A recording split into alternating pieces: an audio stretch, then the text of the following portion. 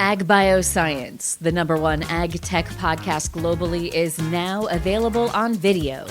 Hear from leaders and innovators across food, animal health, plant science, ag tech, and agriculture. Mondays at 6 a.m. on YouTube or wherever you get your podcasts. While you're there, subscribe and leave us a review. It's the Ag Bioscience Podcast with Agronovis Indiana. Get more information at agronovisindiana.com.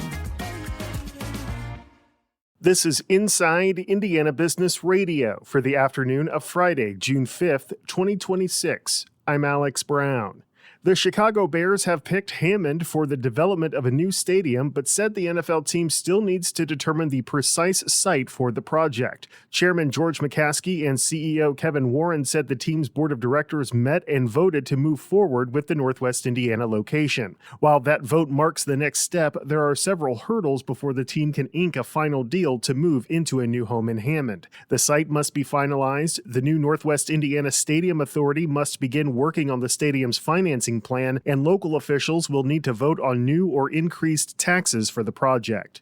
Pittsburgh-based aluminum producer Alcoa and members of the United Steelworkers Union have reached a tentative agreement over a new contract for some 600 workers at the company's plant in Newburgh. The union said the agreement will be sent to local union representatives who will present it to members for ratification. Specific details of the agreement were not released. The city of Marion is asking residents to help fund a new skate park planned for Hogan Park, which could unlock up to $50,000 in matching state funds. The additional funding would support additional skate elements and terrain features, enhanced concrete detailing, seating and shade areas for spectators, accessibility and safety improvements, and long-term maintenance efforts. From the #1 source for Indiana business news, this is Inside Indiana Business Radio. Southwest Indiana is essential to elevating Indiana's future. Explore how IBJ Media, Inside Indiana Business, and the state of Indiana are bringing a bold vision for regional growth at Innovate Southwest Indiana, presented by CareSource, Indiana University, and Old National Bank.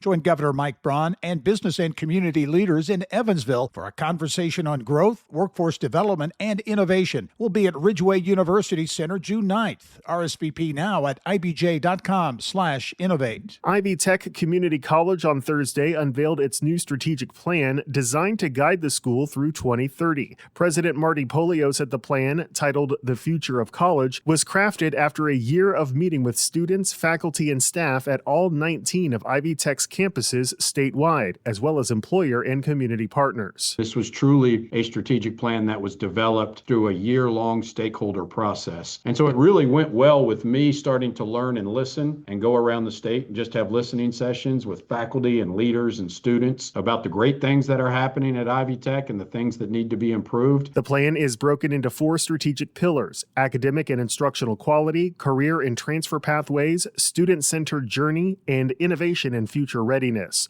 Polio noted that each individual campus will be responsible for crafting a plan to implement these goals, with those plans due in September.